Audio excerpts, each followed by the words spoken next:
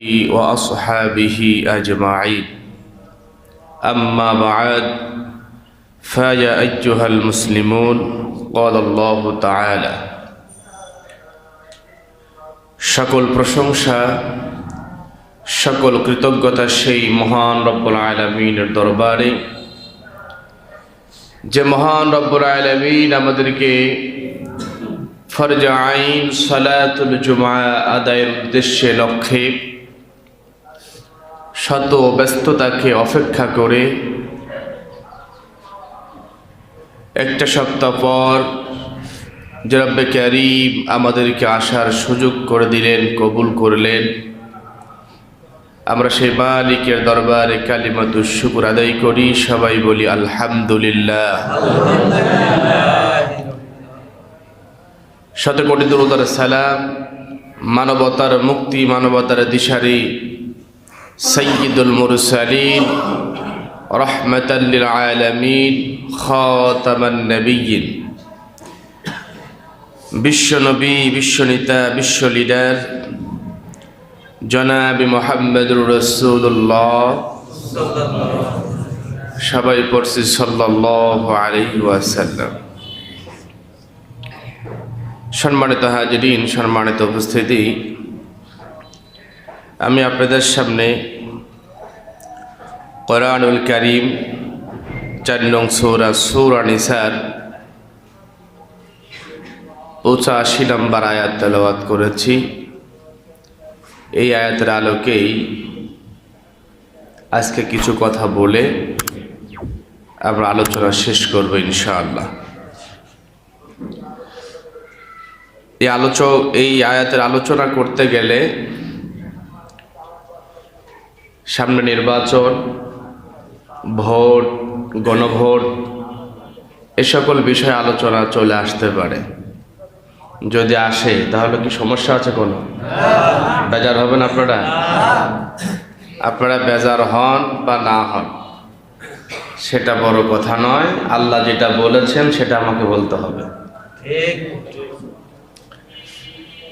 এই জন্যই আজকের আয়াতটা নিলাম।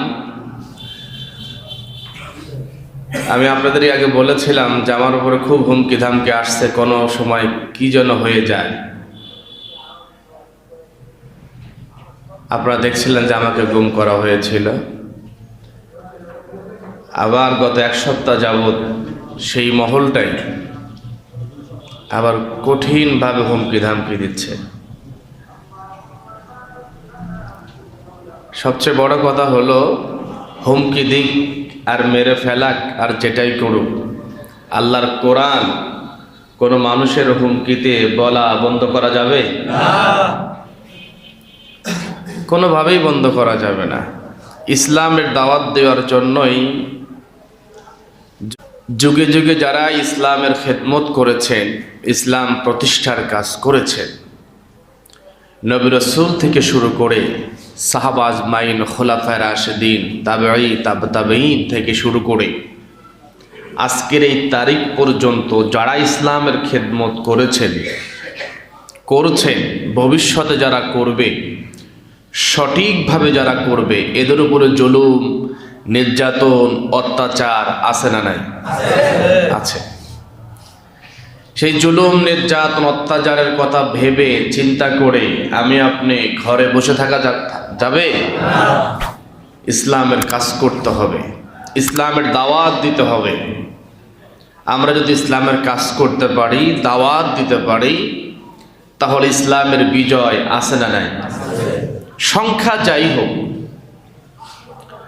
বদরের প্রান্তরে ৩১৩ জন নিয়ে যখন রওনা হলেন, কাফেররা ক্রিটিসাইড মারছিল যে ৩১৩ জন, এ তো আমরা ১০০০, অস্ত্র বেশি, জনবল বেশি, আর মাত্র ৩১৩ জন, ওদের অস্ত্রও কম, ঘোড়াও কম, জনবলও কম, কোনো ব্যাপার না, ওরাই দিবে। তুচ্ছ তাচ্ছিল্য করেছিল মুসলিম সৈন্যদেরকে দেখে, বদরি সাহাবীদেরকে দেখে। কিন্তু ৩১৩ জনের সাথে যিনি ছিলেন তিনি কে?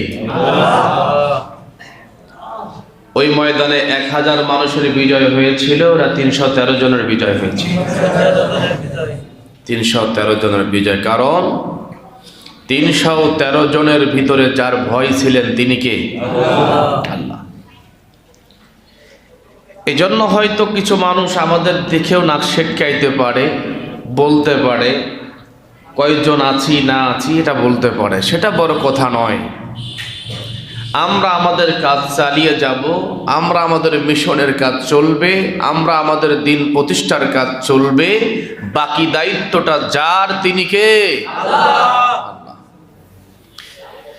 এজন্য কখনো হুমকি ধামকি, গুম, হত্যা দিয়ে আমাদের পূর্বপুরুষ যারা ছিলেন তাদেরকে ঠেকানো যায় নাই, আমাদেরকেও ঠেকানো যাবে না। কারণ আমরা দুনিয়ার জীবন বিসর্জন দেওয়ার মাধ্যমে আমরা চাই পরকালে জান্নাত। কথা বলেন ঠিক কিনা? আল্লাহ তাআলা যেন আমাদেরকে জান্নাতি মেহমান হিসাবে কবুল করেন। সবাই বলেন আল্লাহুম্মা আমিন। বন্ধুরা, আমার যে আয়াতটা নিয়েছিলাম এই আয়াতের অনুবাদ হলো মাইয়াশফা শাফাআতান সাই হাসানাতাই ইয়াকুল্লাহু নাসিবুম মিনহা। মাইয়াশফা শাফাআতান হাসানাতাই ইয়াকুল্লাহু নাসিবুম মিনহা। যে ব্যক্তি কল্যাণ ও সৎ কাজের সুপারিশ করবে সে তা থেকে অংশ পাবে। সুবহানাল্লাহ বলবেন না? কল্যাণ এবং সৎ কাজ, দুনিয়ায় কল্যাণ কাজ, সৎ কাজ আছে না নাই? অসংখ্য আছে। সৎ কাজের ভিতরে একেবারে ছোট্ট একটা সৎ কাজের কথা বলি। আপনি রাস্তা দিয়ে হাঁটছেন, কষ্ট জাতীয় মানুষের কষ্ট হয় এমন কিছু রাস্তায় পড়ে আছে, হয়তো কলার চোচা, যেটা মানুষ হয়তো স্লিপ কেটে পড়ে যেতে পারে, অ্যাক্সিডেন্ট হতে পারে, হয়তো পথে কোনো আপনার তেলো কাটা আছে না, লোহা যেটা বলে, এই লোহাটা হয়তো কারোর বাইকে, গাড়িতে, টায়ারে ঢুকলে সে পাংচার হয়ে কষ্ট হবে। এবং ছোট্ট একটি জিনিসটা যদি আপনি ওখান থেকে সরায়ে আপনার অন্য জায়গায় রেখে দেন, মানুষের চলাচলের রাস্তাটা ক্লিয়ার করে দেন, এটাও কিন্তু সৎ কাজের অন্তর্ভুক্ত হবে, সদকায়ে জারিয়া হবে। এই যে করলে আপনার পরে যারা বিপদে পড়ার আশঙ্কা ছিল তারা ওই বিপদ থেকে বেঁচে গেলেন। আপনি বিপদ থেকে বাঁচার জন্য যে কাজটি করলেন, এই জন্য কি আল্লাহ আমাদের যারা দিবেন না, সওয়াব দিবেন না আল্লাহ? আমরা কি এই কাজগুলো করতে পারবো? ইনশাআল্লাহ। যে ব্যক্তি কল্যাণ কাজের ভিতরে অনেক রকম ব্যাখ্যা, সৎ কাজের ভিতরে অনেক রকম ব্যাখ্যা আছে। এদের সামনে নির্বাচন আসতেছে, এই নির্বাচনে যদি আমরা ভালো প্রার্থীকে বাছাই করি, ভালো প্রার্থীকে আমরা যদি আমাদের মূল্যবান সমর্থনটুকু দিই, উনি ভালো কাজ করলে আমার আপনার সওয়াব আছে না নাই? কথা বলতে হবে, আছে না নাই? বন্ধুরা আমার, দুনিয়াতে আমরা হয়তো মনে করি ইসলামের ভিতরে সব কিছুই আছে, শুধুমাত্র নির্বাচন আর ভোটটা বাদে। এরকম ধারণা আমাদের আছে না নাই? অথচ আপনি বাথরুমে যাবেন, টয়লেটে যাবেন, পেশাব করবেন, পেশাব করার আদব কেমন, বাথরুমে যাওয়ার আদব কেমন, এগুলোর ব্যাপারেও ইসলাম আপনাকে সুন্দর করে সমাধান দিয়েছেন। অথচ দুনিয়ায় ক্ষমতা পালাবদলের একটি বিষয়, এদেশের মানুষের ভাগ্য পরিবর্তনের জন্য ক্ষমতা একটা অনেক বড় মুখ্য ভূমিকা রাখে। এই বিষয়টা নাকি ইসলামের বাহিরের বিষয়, এটা ইসলামের ভিতরে নেই, এরকম মানুষ বলে কি বলে না? এই নেতা নির্বাচন, এই ভোট ইসলামে আছে না নাই?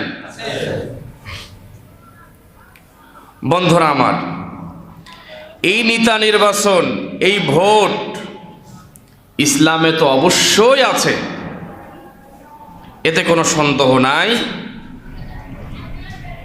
এবং আল্লাহ তাআলা কিয়ামতের ময়দানের জন্য বলেছেন, ইয়াওমা নাদউ কুল্লা উনাসিম বিইমামিহিম ফামান উতিয়া কিতাবাহু বিয়ামিনিহি ফাউলাইকা ইয়াকরাউনা কিতাবাহুম ওয়ালা ইউযলামুনা ফাতিলা। আল্লাহু আকবার বলেন। আল্লাহু আকবার। বন্ধুরা আমার, কিয়ামতের দিন আল্লাহ তাআলা প্রতিটা মানুষের নেতা এবং কর্মীকে একসঙ্গে ডাকবে। নেতা এবং কর্মীকে, কথা বলেন, নেতা আর কর্মীকে একসঙ্গে ডাকবে। নেতা আর কর্মীকে যখন একসঙ্গে ডাকবে, ডাকার পরে তখন তো সব কিছু স্পষ্ট হয়ে যাবে। নেতা দুনিয়ায় কি করেছে, কর্মী দুনিয়ায় কি করেছে, সব কিছু স্পষ্ট হবে কি হবে না? কথা বলেন, হবে কি হবে না?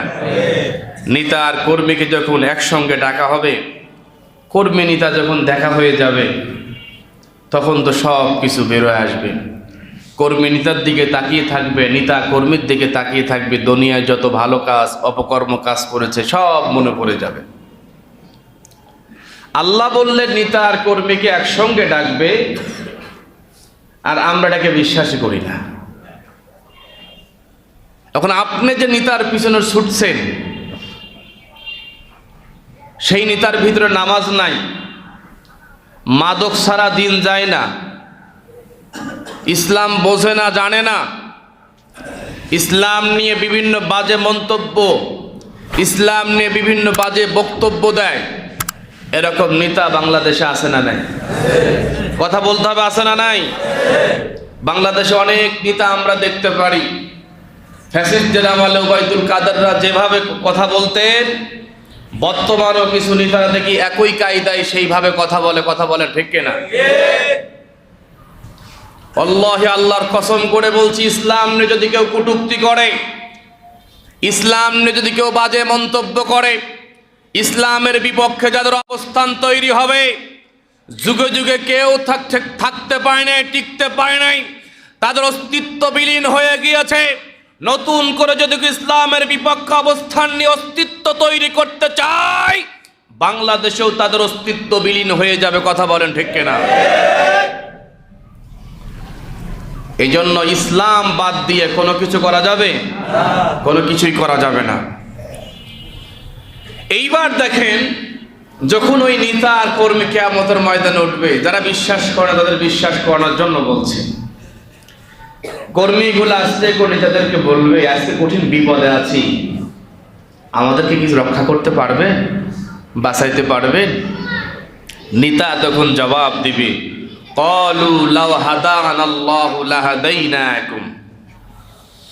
আরে দোট বেটা, কি করে তোদেরকে বাঁচাবো? দুনিয়ায় তো আমাদের কপালে হেদায়েত ছিল না, তোদেরকে হেদায়েত দিব কেমন করে? নেতাদের কপালে হেদায়েত নাই, নেতারাই জান্নাতি মুখী নয়, নেতারাই বেনামাজি, নেতারাই জাহান্নামের দিকে ধাপিত হয়। সেই নেতা কখনো কর্মীদের জান্নাত দেখাইতে পারবে? পারবে না। বন্ধুরা আমার, আমরা এমন মৃত্যু চাই যে মৃত্যু আমরা কোরআনের খেদমত করতে করতে জীবনটা চলে যাবে। এই যে গত 3 দিন আগের ঘটনা, আমাদের কুষ্টিয়ায় একজন রাহাবার, আমাদের মাথার তাজ, কুষ্টিয়ার যত বড় বড় ওলামা একরাম আছেন তার ভিতরে অন্যতম তিনি ছিলেন। আমার উস্তাদ মুফতি আমির হামজাকে হত্যার হুমকি দিয়েছিলেন কিছু কুলাঙ্গাররা, ওটার প্রতিবাদে তিনিরা মাঠে নেমেছিলেন, বক্তব্য দিচ্ছিলেন। জালিমের বিরুদ্ধে সোচ্চার বক্তব্য দেওয়া অবস্থায়, প্রতিবাদ করা অবস্থায় তিনি অসুস্থ হয়ে পড়েন, স্ট্রোক করেন। সর্বশেষ শব্দটা ছিল ইনশাআল্লাহ। হাসপাতালে নেওয়ার পরে চিকিৎসক তাকে মৃত্যু ঘোষণা করেছে। বাংলাদেশের বড় ওলামা একরাম তারা তাদের প্রতিক্রিয়া জানিয়েছেন, আহা, এমন মৃত্যু না কত ভালো, যে মৃত্যু ইসলামের খেদমত করা অবস্থায়, কোরআনের দাওয়াত দেওয়া অবস্থায়, অন্যায়ের প্রতিবাদ করা অবস্থায় যে মৃত্যু ঘটে, এমন মৃত্যু না, কত ভাগ্যের মৃত্যু। এই মৃত্যুটা কে না চায়? আমরা চাই আমরাও যেন জালিমের প্রতিবাদ করা অবস্থায়, কোরআনের দাওয়াত দেওয়া অবস্থায় আমাদের প্রিয় রাহবার অধ্যাপক মাওলানা আবুল হাশেম স্যারের মতো যেন আমাদের মৃত্যুটা হয়। আল্লাহ যেন কবুল করেন, বলো না আমিন। বন্ধুরা আমার, মৃত্যু আপনি অনেক দূরে মনে করছেন, না, মৃত্যু অনেক কাছে। মৃত্যু অনেক কাছে। গত রাতেও একজনের দাফন কাজ সম্পূর্ণ করে আপনাদের এখানে এসেছিল। আরেকজন রোগী মৃত্যুর শয্যায়, তাকে দেখে এসেছি। জমার আগে ফোন আসছে যে হয়তো ঢাকাতে নিয়ে আসার কথা, বলছে পরিবেশ ভালো নয়। তারা মারা যাচ্ছেন, চলে যাচ্ছেন, আমরা মনে হয় সারা জীবন থাকবো।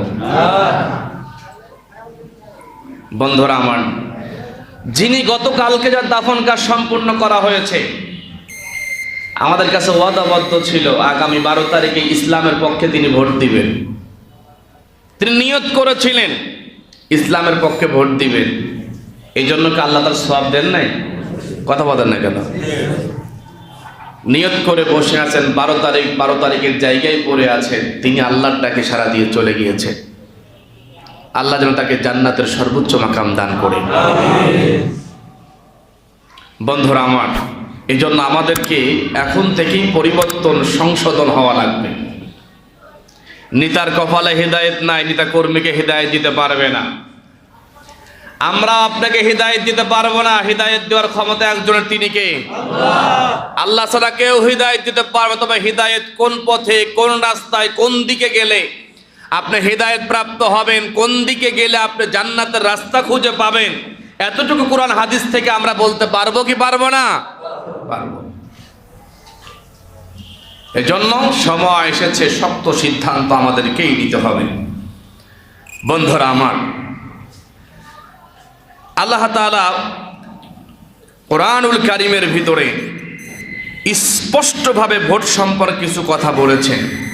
ইয়া আইয়ুহাল্লাযীনা আমানু কুনু কওয়ামিনা বিল কিসতি শুহাদা লিল্লাহ,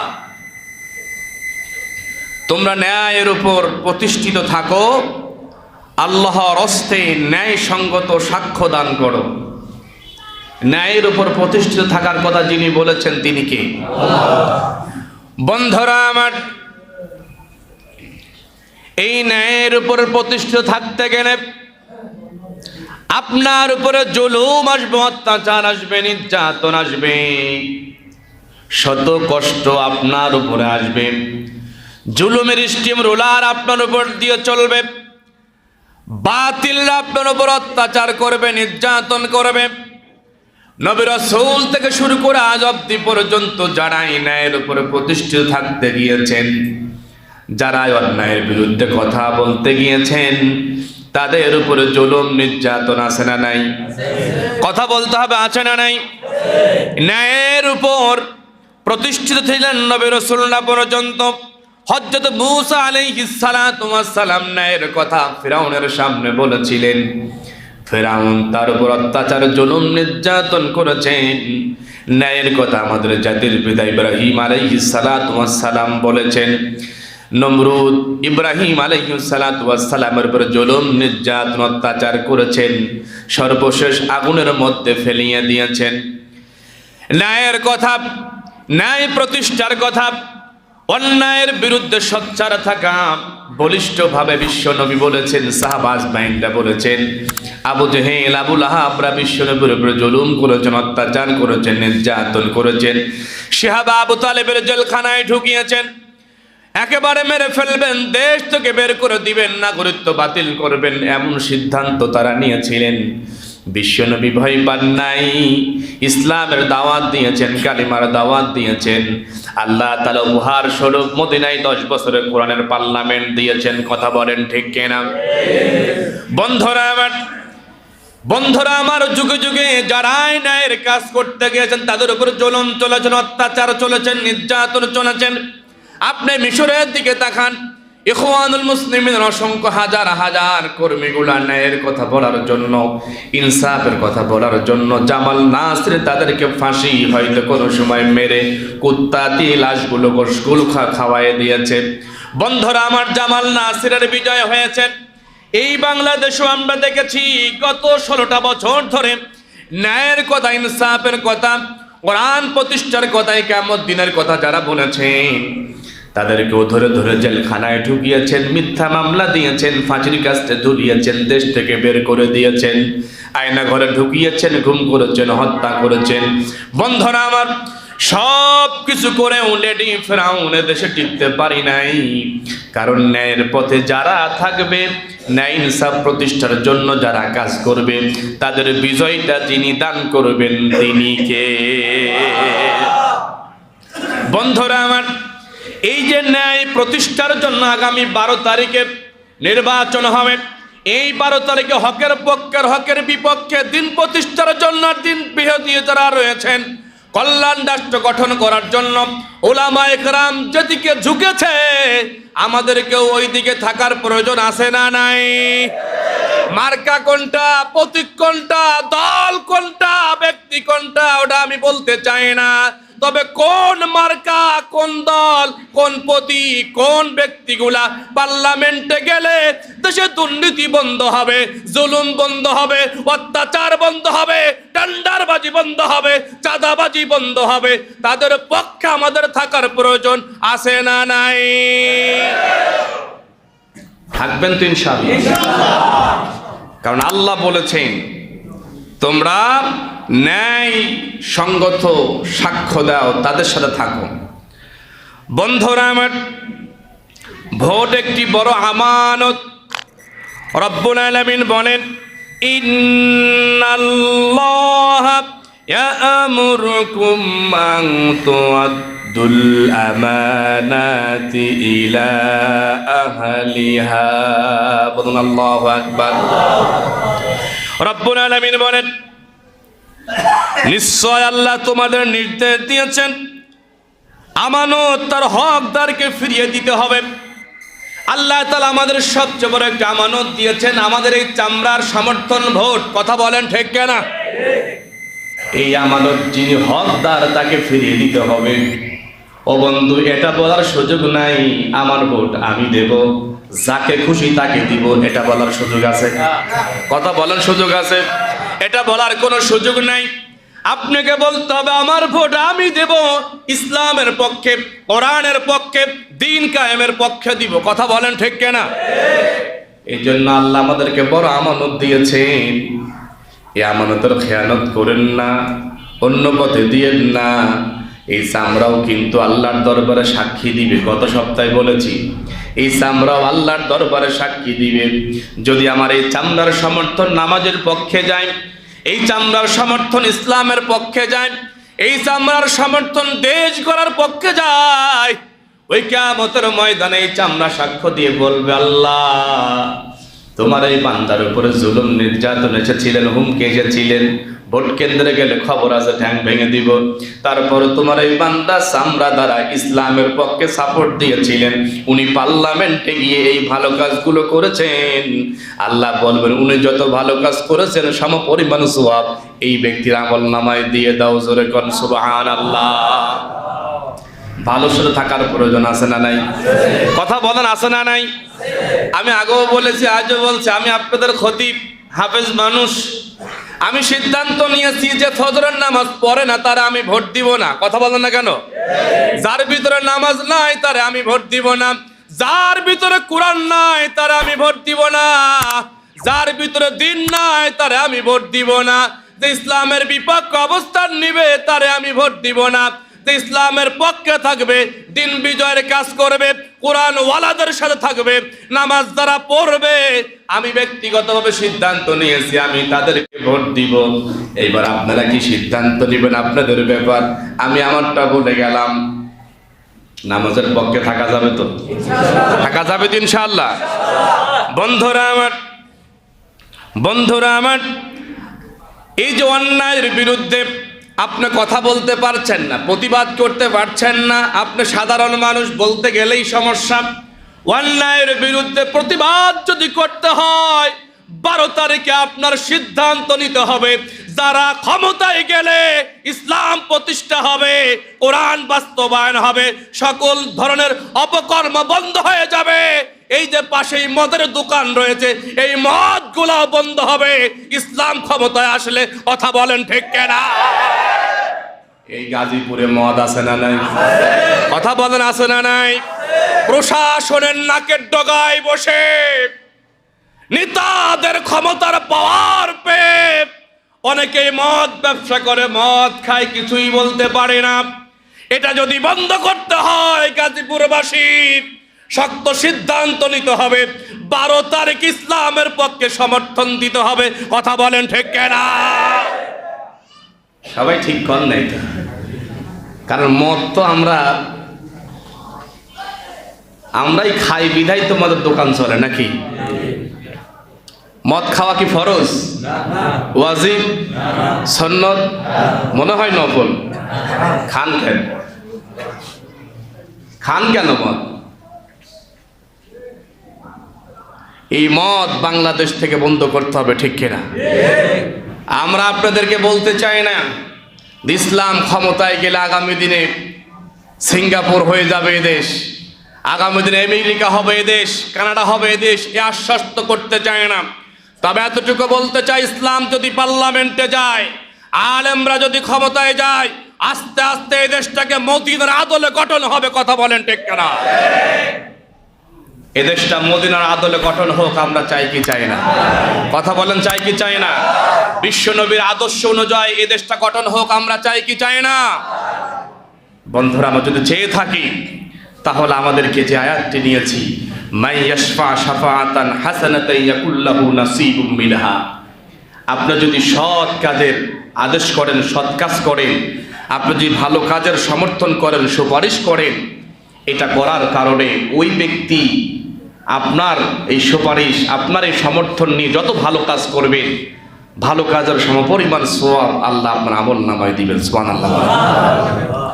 রব্বুল আলামিন আবার বলেছেন, ওয়া ইয়াশফা শাফাআতান সাইয়্যাতান ইয়াকুল লাহু কিফলুম মিনহা, আর যে ব্যক্তি মন্দ কাজ, খারাপ কাজের সাপোর্ট দিবে, সমর্থন করবে, খারাপদের সাথে থাকবে, আন্দোলন করবে, সংগ্রাম করবে, ওই ব্যক্তি ক্ষমতায় পর যত টেন্ডারবাজি, চাঁদাবাজি, খারাপ কাজ, যত অন্যায় কাজগুলো করবে, কাজ করার কারণে সমপরিমাণ গুনাহ ওই ব্যক্তির আমল নামায় ঢুকবে। নাউজুবিল্লাহ বলে। বন্ধুরা আমার, আমরা যদি এই কাজগুলা করি তাহলে কিন্তু ভালো কাজ করলে ভালোটাও পাবেন, খারাপ কাজ করলে খারাপটাও পাবেন। আর সকল বিষয়ে ওয়া কানাল্লাহু আলা কুল্লি শাইইন মুকিতা, সকল বিষয়ে আল্লাহ নজর রাখেন। সুবহানাল্লাহ বলেন। আমরা হয়তো মনে করি ভোটের বিষয়ে আল্লাহ নজর রাখবে নাকি, ওই বুথের ভিতরে ঘিরে দেওয়া থাকে, ওর ভিতরে হয়তো আল্লাহ নজর যাবে না, ওখানে কি আল্লাহ নজর যাবে না? কথা বলেন, আল্লাহ নজর সেখানেও যাবে। এই জন্য খবরদার, খবরদার, আমরা কেউ ভোট কারচুপি করব না, একটার জায়গা অধিক আমরা দিব না। কথা বলে না কেন? গত 2 দিন আগে পাবনায় ওয়াজ করতে গিয়ে একজন বলেছে যে আগামী দিনেও হুজুর হয়তো বা ভোট কারচুপি হবে, কারণ ওই যে ফ্যাসিস্টটা শিখাই দিয়ে গেছে ভোট কারচুপি করতে হয়, হয়তো সেই সিলসিলা 2-4 জন করতেও পারে নাকি? কথা কর না কেন? আমি পাবনা বলেছি, দেখেন যারা ভোট কারচুপি করতে যাবে আল্লাহ তাদেরও 2টা হাত দিয়েছেন, আল্লাহ আমাদেরকেও 2টা হাত দিয়েছেন। কথা বলেন না কেন? ভোট যারা কারচুপি করতে যাবে আল্লাহ তাদেরকেও 2টা পা দিয়েছেন, আমাদেরকেও 2টা পা দিয়েছে। দেওয়ার দিক থেকে আল্লাহ কোনো কমতি রাখে নাই। ভোট যদি কারচুপি করতে যায় তাদের হাত ভেঙে দেওয়া হবে। যদি ভোট যদি কারচুপি করতে যায়, যে পা দিয়ে যাবে সেই পাও ভেঙে ফেলানো হবে। কথা বলে ঠিক না? কারণ 15 বছরের দুঃশাসনকে খতম করে বাংলাদেশের প্রায় 2000 রক্তের বিনিময়ে, কালো পিচ্ছিল রাস্তাকে লাল করে দেওয়ার বিনিময়ে, মেধাবী ছাত্রদের জীবনের বিনিময়ে আল্লাহ তাআলা আমাদেরকে ফ্যাসিস্ট মুক্ত বাংলাদেশ দিয়েছেন। এই বাংলাদেশ উপহার যা আল্লাহ দিয়েছেন, এই উপহারটাকে আর খারাপ মানুষের হাতে তুলে দিতে চাই না। এই উপহারটাকে আগামী দিনে পুঁজি করে ইসলামিক একটি পার্লামেন্ট গঠন করতে চাই। কথা বলেন ঠিক কিনা? আল্লাহ কবুল করুক, বলুন আমিন। এবং 12 তারিখে আরেকটি ভোট আছে, এই বাংলাদেশের অস্তিত্ব লড়াইয়ের, বাংলাদেশের অস্তিত্বের পক্ষে, জুলাই সনদের পক্ষে, অন্তর্বর্তীকালীন সরকারের বৈধতার সম্পর্কে বাংলাদেশ টিকুক, এইটার পক্ষে আগামী 12 তারিখে হ্যাঁ এবং না ভোট আছে। আমরা কোনটা দিব? সবাই বলেন, বুঝি বা না বুঝি যে এই হ্যাঁ ভোট কি, এই কি প্রশ্ন না করা ছাড়াই আমরা কি করব? আমরা হ্যাঁ ভোট দিব। অবশ্যই বাংলাদেশে জামাত ইসলামী, চরমোনাই, খেলাফত মজলিস, বাংলাদেশ খেলাফত মজলিস, নিজামী পার্টি, বিএনপি সব আপনার হার পক্ষে আছে। এক বড়া জাতীয় পার্টি আছে না, জাতীয় বেঈমান, এরা হার বিপক্ষে নার অবস্থান নিছে। জাতীয় পার্টির লোকজন খুঁজলে পাওয়া যাবে? কথা বলেন, পাওয়া যাবে না। এরা নার পক্ষে সাপোর্ট দিয়েছে। আমরা যারা আছি সরকারের পক্ষ থেকে প্রতিটা মাদ্রাসা, মসজিদ, হুজুর, ইমাম, আলেম, খতিব সবাইকে বলা হয়েছে হার পক্ষে প্রচার করা। আমি আপনাদের খতিব হিসাবে আমার যারা মুসল্লি আছেন আমিও প্রচার করছি। আমি ব্যক্তিগত হার পক্ষে সাপোর্ট দিয়েছি। আমি আপনাদেরকে আহ্বান করব, বাংলাদেশের অস্তিত্বর পক্ষে না ভোটের আয়োজন করা হয়েছে 12 তারিখে, অবশ্যই আপনারা হার পক্ষে সাপোর্ট দিবেন। দিবেন তো ইনশাআল্লাহ? দিবেন তো ইনশাআল্লাহ? এই কথাগুলো বললাম এজন্যই, নিজের অধিকারের জায়গা থেকে কথাগুলো বললাম। আমি কিন্তু কোনো দলের পক্ষে, কোনো মার্কার পক্ষে আপনাদেরকে ভোট দিতে বলি নাই। আবার ভুল বুঝবেন না, বাইরে যাই সমালোচনা করবেন না যে হুজুর খালি রাজনীতি করে গেল, ভোট চাই গেল। এতটুকু দোয়া করার কারণে নাকি অনেকেই বলে আমি নাকি শুধু ভোটই চাচ্ছি। আসলে আমি কি কোনো দলের পক্ষে ভোট চেয়েছি? কথা বলে না কেন? চাইনি। আমি না এবং হার পক্ষে আমি জোরালোভাবে বলেছি, ইসলামের পক্ষে আপনাকে দেওয়ার কথা বলেছি। এজন্য কেউ ভুল বুঝবেন না, বুঝলেও সমস্যা নেই। বন্ধুরা আমার, নতুন করে হুমকি ধামকি আসছে বিদায় কথাগুলো বলে নিলাম। হয়তো 12 তারিখের আগে কথা বলার সুযোগ নাও হতে পারে। এই জন্য আমি আমার জায়গা থেকে আমি আমার দাওয়াতটা পৌঁছিয়ে দিলাম। সিদ্ধান্ত আপনার, কি কোন সিদ্ধান্ত আপনি নেবেন। তাই মানুষের মুখে একটাই জোয়ার, হুজুর সব কিছু দেখেছি, আগামী দিনে ইসলামটা পার্লামেন্টে দেখতে চাই, ইসলাম ওয়ালারা কেমন করে। কথা বলেন ঠিক কিনা? আল্লাহ তাআলা যেন আগামী দিনে ইসলাম ওয়ালাদেরকে কবুল করুন, বলুন আমিন। আর জোরে বলুন আমিন। আরেকটি মেসেজ, আমাদের যারা হিন্দু ভাই আছেন, বৌদ্ধ ভাই আছেন, খ্রিস্টান যারা আছেন, এদেরকে কোনো সময় আপনারা ছোট করে খাটো করে কথা বলবেন না। মানুষ হিসাবে এরা আর আমরা কোনো পার্থক্য নেই, ধর্ম হিসাবে আমরা পার্থক্য আছি। দেশ গড়ার ক্ষেত্রে হিন্দুদেরও অবদান লাগবে, খ্রিস্টান বৌদ্ধদেরও লাগবে। দেশ গড়ার ক্ষেত্রে সবার অবদানটাই প্রয়োজন। এদেশে জনসংখ্যা কম বিধায় আপনার সংখ্যালঘু বলে আপনাদেরকে ছোট করবেন, খাটো করবেন, এটা কখনোই করবেন না। একটা কথা মনে রাখবেন, যারা এদেশে জন্মগ্রহণ করেছে, এদেশটা তাদের হাতেই নিরাপদ, তারাই এদেশটা করবে। হিন্দু, বৌদ্ধ, খ্রিস্টান, মুসলমান হাতে হাত, কাঁধে কাঁধ, বুকে বুক মিলায়ে এদেশে আগামী দিনে ইনসাফের একটি বাংলাদেশ গঠন করতে হবে। যারা এদেশে জন্মগ্রহণ করেছে, সংখ্যালঘু আর সংখ্যাগুরু বলে কোন আখ্যায়িত আমরা করব না। আমরা বলতে চাই, যারা এদেশের নাগরিক, যারা এদেশের বৈধ নাগরিক, তারাই এদেশের গর্বিত নাগরিক। কথা বলেন ঠিক কিনা? সবার প্রতি আমাদের ভালোবাসা, মহব্বত দিয়ে কথা বলতে হবে, দরদ দিয়ে কথা বলতে হবে। আগামীর বাংলাদেশ যেন সবার সম্পৃক্ততায়, সবার সহযোগিতায়, ভালোবাসায়, সবাই একসাথে হয়ে যেন আমরা বাংলাদেশটা গঠন করতে পারি। আল্লাহ তাআলা কবুল করুন। সবাই বলুন আল্লাহুম্মা আমিন। আর জোরে বলুন আল্লাহুম্মা আমিন।